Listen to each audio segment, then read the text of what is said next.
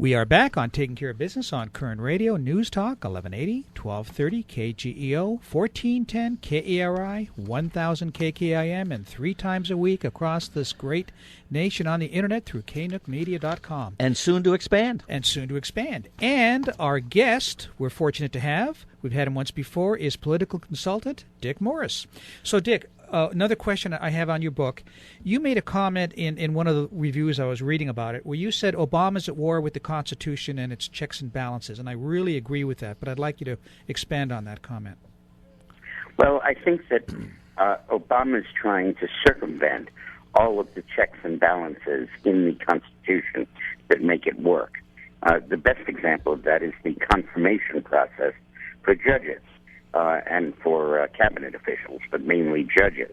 Instead of the 60-vote requirement to get someone confirmed, he's cut it back to 51, which enables him to put people on the court who are just going to rubber stamp all of the rules that he's imposing. Another great example is deportations. He is claiming that the president has the right not to enforce the law. The law requires that people that are here illegally be deported. Now, the courts have held that the president has latitude in how he enforces the law. He can say, I'm going to go after these people first and these people second and these people third, and I don't have the resources to go after these other people, even though I'd like to. But what he's doing is saying it's not a question of resources or anything. I'm not going to deport anybody. And that flies directly in the face of the first duty of the president, to take care that the laws are faithfully enforced and executed. The Constitution says that. And what we need to do is to pass a bill similar to the one they passed against Nixon. Nixon was saying, I don't have to spend money that Congress appropriates. And the Congress passed a bill saying you do have to spend it. And now I think what we need is a bill that says, you do have to enforce the law. You would need a bill. It's in the Constitution. But you need something where you curb that power of the president. Why does this guy get away with so much? My wife keeps asking me, how come the Republicans don't stand up and fight back? He does everything and anything he wants. Well, they are screaming and hollering, but without control of the Senate, there's very little that they can do. When they control the Senate, there's a vast amount we can do, because we can go line by line in that budget and specify very particular things that we insist on as a precondition of approving the budget. Now, you can't eliminate Obamacare that way. That would be a bridge too far. But you could, for example, in the ICE budget say, we require that deportations continue and overrule the president's executive order. Now, the president only has the option of signing or vetoing the entire budget. He can't go line by line and veto.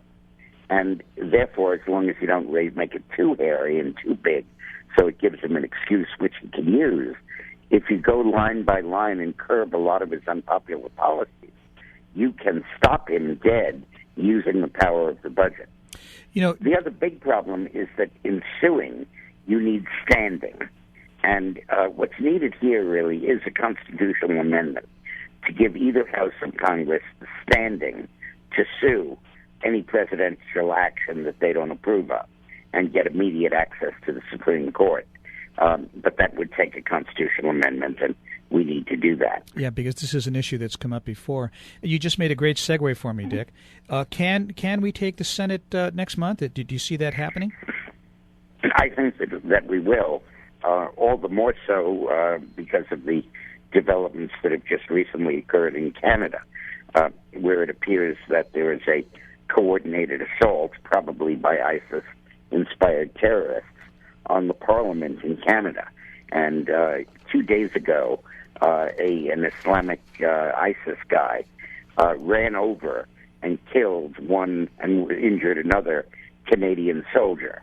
And that's after ISIS urged its people in Canada to kill Canadian soldiers by running them over in their cars.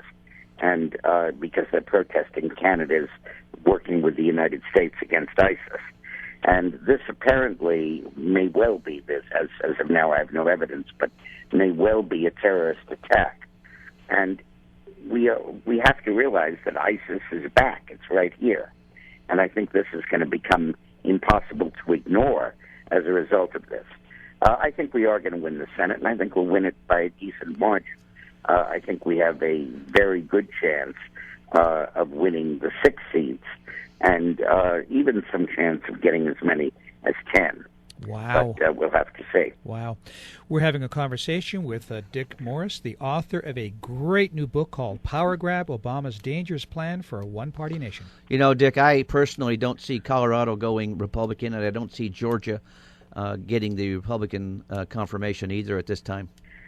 Well, Colorado, I think Gardner has had a pretty consistent lead. I think we're going to win that. Georgia, you know, it's likely that none, the Democrat, nor Perdue, the Republican, are going to get 50% of the vote, because there's a Libertarian in there who's going to get about 5 points. Mm-hmm. And that then puts it into a runoff, which wouldn't occur until January 9th. There'll also undoubtedly be runoff in Louisiana, which will occur on December 6th. And runoffs usually are Republican, because in the Deep South, you still have the remnant of the old Democratic Party that controls judgeships and sheriffs and local council seats. And you get a lot of Democrats that come out and vote for that in the first election, but not in the runoff. And I think by the time the runoff is held, the Republicans will either have a majority in the Senate or be one vote or so away from it.